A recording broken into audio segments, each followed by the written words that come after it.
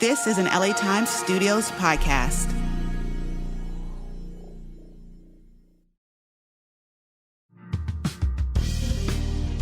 California leaders have for months threatened to sue the Trump administration over what it views as sham settlements with offshore wind developers.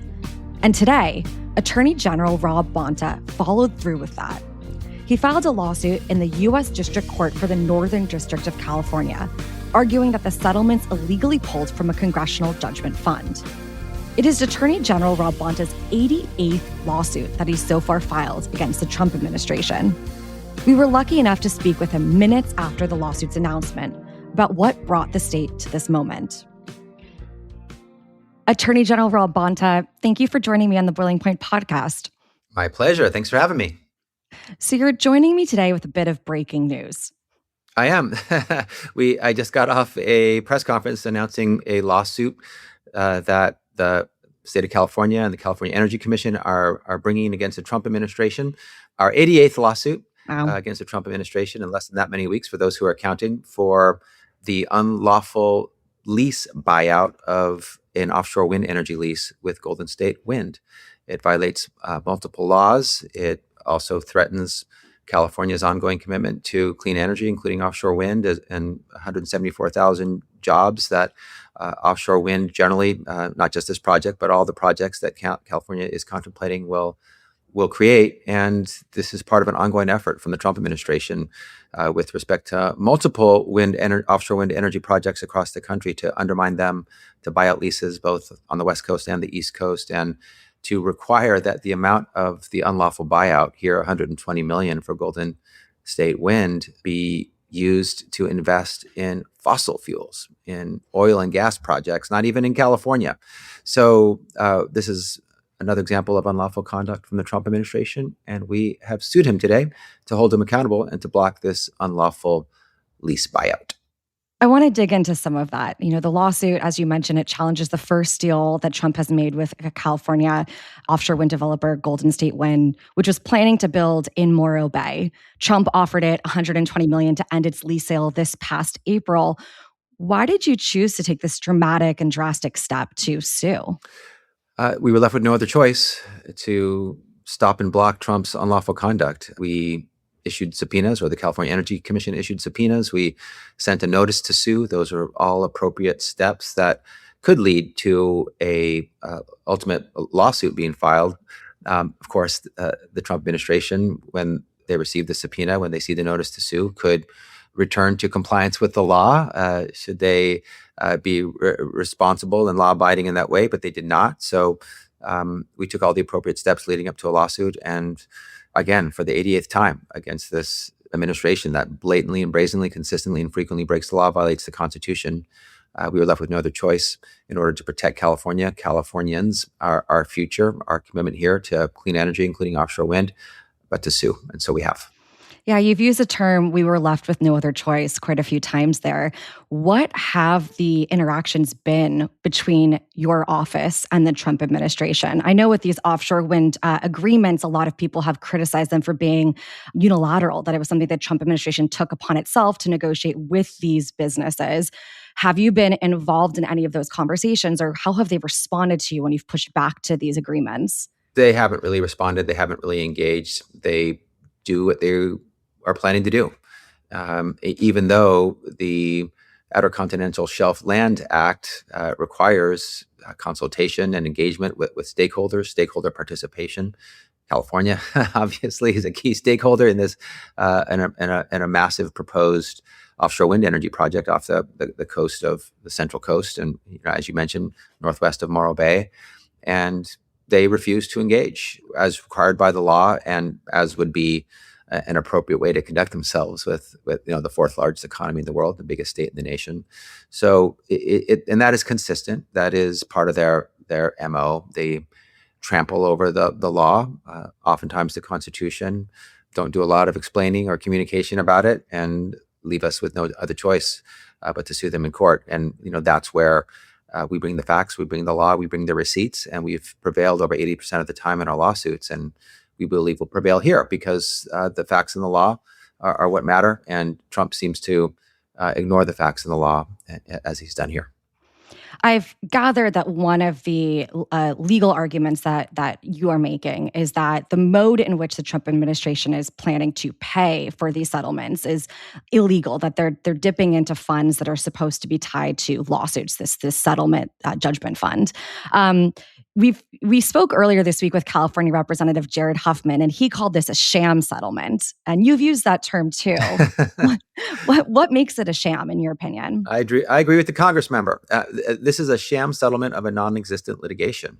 The judgment fund is governed by the Judgment Act. It has taxpayer dollars in it. Your and my and your viewers' taxpayer dollars. It's used to settle litigation, lawsuits against the federal government that are legitimate lawsuits. And this is not legitimate. There was no lawsuit. They shouldn't be dipping in to the judgment fund as if it's Trump's personal piggy bank. And Congress has power over the purse and power to spend. And they passed the Judgment Act to provide guardrails and requirements for how taxpayer money should be used. It is appropriately used for settlements of actual lawsuits. But there was no lawsuit here. And so this is a sham settlement of a non-existent lawsuit. And Trump is wrongfully dipping into the judgment fund, treating it as his personal piggy bank. And that is one of the claims in our complaint that we believe is very compelling. Another claim in your complaint is that there is major economic loss for Californians, and that there are jobs that are going to be lost from this, money promised to Californians in terms of workforce training and development. But Trump's Interior Department has claimed that the company itself will make equal investment in the development of U.S. oil and gas assets and liquid natural gas projects along the Gulf Coast. Why do you not think that's a fair alternative? The investments are out of California, so it is a loss to California. We've invested $100 million so far in our offshore wind energy projects broadly. We stand to gain 174,000 new jobs created by our offshore wind investments. And Trump has wrongfully, unlawfully bought out a lease with Golden State Wind and asked them to invest the amount of the sham settlement, $120 million, in an oil and gas project out of California. So California has an interest in those jobs, has an interest in this project, has an interest in clean energy, not going backwards to fossil fuel energy. And all that is being taken away from us with this unlawful action. It shows that we're injured, that we're harmed, that we have standing to sue in court to remedy the harm. And the fact that they are investing after an unlawful buyout in some to be named later project in another part of the country does not remedy that harm. We'll be right back after a quick break.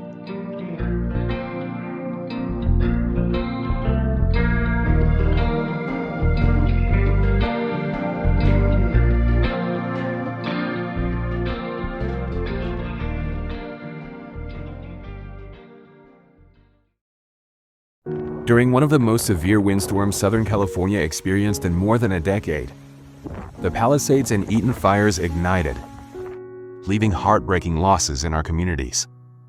Now, as we build back, we're building stronger, cleaner, and more resilient in communities most vulnerable to dangerous weather conditions and wildfires.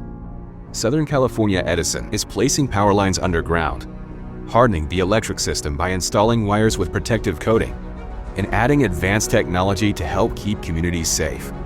The work is underway as communities rebuild across the region. And if you were impacted by the Eaton fire, support may be available through Southern California Edison's Wildfire Recovery Compensation Program. Claims can be filed directly through the program. No legal fees, no lengthy litigation, payment in months, not years. To file or explore the program, visit sce.com/direct claims. Communications funded by ratepayers.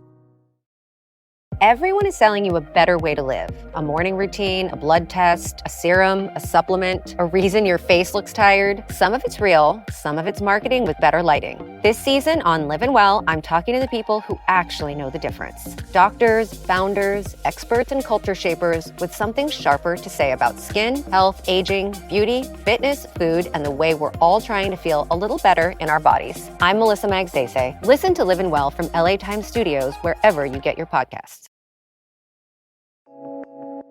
I think increasingly over the last 10 to 15 years, institutional capital and other, capital sources have kind of looked at this and recognized this is a pretty attractive investment property. For the longest time, sports was viewed as a passion and not a business, but they are a great business. AI is doing some disfragmentation. We're seeing the same thing in the media world, except for in sports. This is What Matters Now with DLA Piper. In this episode, DLA's Richard Rubano and Ranesh Ramanathan are joined by Vishal Gandhi, Managing Director at Ares, to break down the opportunities and constraints and explore what private equity's growing presence means for the future of sports as both a business and a cultural institution. To hear a portion of their conversation, stay tuned at the end of this episode. How much of this do you feel like is politics at play? So much of these offshore wind agreements are off the coast of blue states, and a lot of this money is being pushed towards liquid natural gas and other fossil fuel investments in red states or in the South and the Midwest.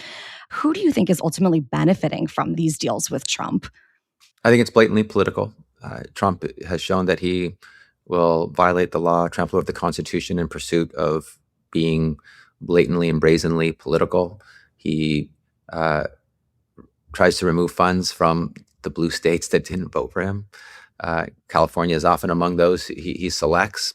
He tries to then pull those funds and invest them in red states. It's just pure blatant politics, and it's wrong. And it's unlawful as well, most of the time, as we've shown in our lawsuits. But he's shown he's not a president for the United States of America. He's a president for the red states of America and the MAGA states of America, and not for the biggest state in the nation, California. And so who will benefit? He's trying to, a number of people and entities. I think he wants the red states to benefit. I think he wants to punish the blue states. I think he wants fossil fuel energy to benefit and clean energy to be harmed. And I think he wants to personally benefit, or at least he's trying to return the favor or fulfill his commitment to the fossil fuel magnates who, I think they put in $1 billion. He asked them to put $1 billion into his campaign. And this is what he's giving them in return. So he benefited from that $1 billion in the investment in his presidential campaign. And now he's using wrongly and inappropriately his official position to pay back those fossil fuel industry leaders for their help of him in the campaign. I want to take it back to California. Golden State Wind is not the only company with leases in California to have accepted deals with Trump. There's also Invenergy and RWE. Will you be filing lawsuits challenging those agreements as well? So there's sort of a staggered process here. Golden State Wind is sort of first in time. We did the notice of intent to sue for them, and now we're suing. And for Invenergy, we did a notice of intent to sue for them as well. We are now free to sue when that period of time is exhausted, if there's no remedying of the unlawful conduct. And I will say this, I don't want to sort of preview or suggest what any type of action might be in the future, but we are committed to challenge this type of unlawful conduct with respect to any lease in California. And if the Trump administration continues to take actions like it did with Golden State Wind, and attacks our jobs, our investments, our clean energy future, breaks the law in the process, our plan is to act and defend ourselves. There are still 2 planned offshore wind developments remaining in California. One is in Morro Bay and one is in Humboldt Bay. Have you spoken with representatives of these companies, Equinor and California North Floating? Do you know if they intend to take similar deals with the Trump administration? We don't know, and we're not really focused on the companies. It is the president and his administration that is violating the law. They're imposing a lot of leverage pressure, if you will, as is their MO to do so. And we're focused on the unlawful conduct being visited on these companies and on California. And so our focus will continue to be on the Trump administration and the unlawful actions it takes. And we can't be naive about this. We expect them to go after all of the offshore wind energy projects in California. If they don't, great, but at least we're prepared for them to go after all of them. And, this is kind of a blueprint for what we expect to do when these unlawful actions are visited upon California and these unlawful offshore wind lease buyouts occur. So it sounds like you're committed to essentially hit them hard if necessary because you believe these offshore wind investments are important to the state and that the settlements were illegal. And you mentioned to me that as Attorney General, you've filed 80 plus lawsuits now.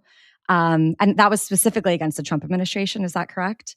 Correct. Okay, that's a lot of lawsuits. It is. A lot of law breaking that requires a lot of lawsuits to protect California and Californians. Some of those lawsuits, like the lawsuit that you filed, and this was not against the Trump administration, but against Paramount, are getting some pushback. For example, Iowa's Attorney General recently said she's going to sue California for trying to be the quote unquote country's regulator. Do you think that's a fair description? I guess what I want to know is what role do you feel California is playing nationally in launching lawsuits like this one and offshore wind and its lawsuit against the Paramount merger? Well, first I'll say we are collaborative. We work in partnership with a lot of states. All of our lawsuits, I think almost all of them, are multi-state, often with up to 24, maybe sometimes 26 other states filing these lawsuits. So it's not California in particular, but we often do play a leadership role in those lawsuits. But they represent, oftentimes more than half the country's population. So it's not, I will push back and disagree with that statement about being the country's regulator. The Paramount lawsuit is with 12 states total. So that's not just us. We are leading it, but it's multiple states, including, when you talk about population, it's the state of New York and other huge states in this country. And that lawsuit that Iowa brought in front of the U.S. Supreme Court, we believe is completely without merit, should be and ought to be dismissed soon, and is just purely political. And likely Paramount is behind it or part of it or encouraged it or pressured it, whatever word you want to use. So we're not concerned about that lawsuit in particular. Lawsuits are supposed to be filed like our case that we filed today with respect to Golden State Wind in trial court, not straight to the U.S. Supreme Court. They have very limited original jurisdiction, and we believe they don't have original jurisdiction for this lawsuit that was brought. But it is important to enforce the law. The Trump administration is breaking the law. We don't want to bring these lawsuits. We don't think it's a lot to ask for Trump, the president of the United States of America, to comply with the law and follow the U.S. Constitution. And when you see 88 lawsuits, my belief is that the reaction should be, wow, why is the president of the United States violating the law so much? So blatantly and brazenly and consistently and frequently, that is not acceptable. And we're winning over 80% of the time. So independent judges are looking at the law and the facts outside of politics, just based on the facts before them and the law as it should be applied, and finding that we should win and finding that Trump has broken the law. The U.S. Supreme Court, with his own 3 appointees in it, has found that he violated the law on some of his signature actions, like tariffs, like National Guard deployment, like birthright citizenship. They found that he acted unconstitutionally because he did. So it is incumbent upon states to stand up for the rule of law, protect democracy, protect rights and freedom, separation of powers, checks and balances, and ensure that the president of the United States is not breaking the law and hurting our states. So whatever politics or press release or script or spin Iowa wants to provide here, the bottom line is we go where the law and the facts are. We're following the rule of law. Our winning percentage of over 80% shows that. And, I think they're playing politics by Iowa is by slinging this Hail Mary over to the U.S. Supreme Court, knowing they have no business being there, and making comments about California, a blue state that they, like Trump, they could be Trump's exact talking points about California. Maybe someone should ask the Iowa AG who gave her those talking points. Maybe it was Paramount, maybe it was Trump, maybe it was someone else. But this is about facts. This is about law. We only bring suits when the law has been broken, and our winning streak shows that. My last question for you is about offshore wind in California. What do you hope or expect will be the future of offshore wind in California going forward? That there will continue to be investments, that it will continue to grow, that it will continue to expand. It is our future. Clean energy is our future broadly, and offshore wind energy is a critical part of it. And California is always a leader when it comes to clean energy and the environment. We are on the front foot. We do things first. We do things best. Our commitment to offshore wind energy is part of that. And so we expect and we hope to be able to block and stop these unlawful actions from undermining the ongoing progress towards offshore wind energy projects and all the jobs that it'll create and the ongoing pursuit of affordable clean energy that is part of that journey. So we hope that this is a bump in the road where unlawful conduct by the Trump administration is batted away, and we can continue California's progress when it comes to offshore wind energy and clean energy generally. Attorney General, thank you so much for coming on the podcast. My great pleasure. Thanks for having me.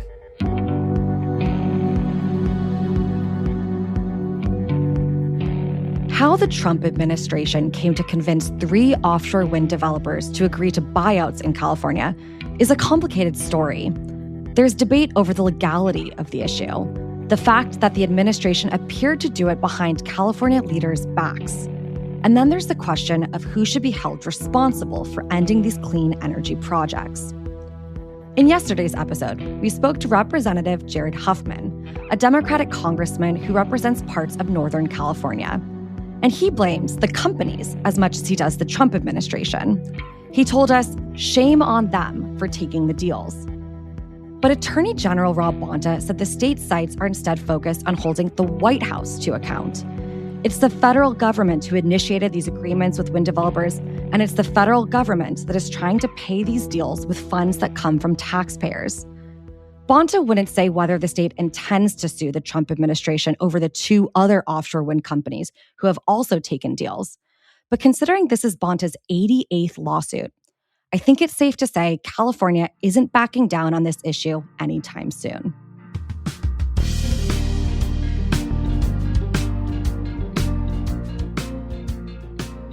If you like this show, please rate and subscribe. It really does help us and our team. And if you want to see more behind-the-scenes content or videos of our interviews, you can follow me on Instagram at Randy_Green or on YouTube at Miranda C. Green. Thank you for listening to Boiling Point. I'm your host, Miranda Green. My producers are Mary Knopf and Jonathan Shiflett of Studio Phonic. Additional production help from Audrey No. Sound design by Jonathan Shiflett. Monty Morin and Ingrid Lobet are our editors. Director of post-production is Patrick Stewart. Senior sound recording engineer is Nick Norton. Our podcast marketing manager is Bryn Jora. Our senior media manager is Kelsey Rodriguez. And our director of marketing operations is Nicole Adderholm. Special thanks to LA Times Studios president, Anna Migzanian. President and Chief Operating Officer of the Los Angeles Times is Chris Argentieri. Executive Editor of the Los Angeles Times is Terry Tang. Boiling Point is executive produced and co-created by Darius Derrickson.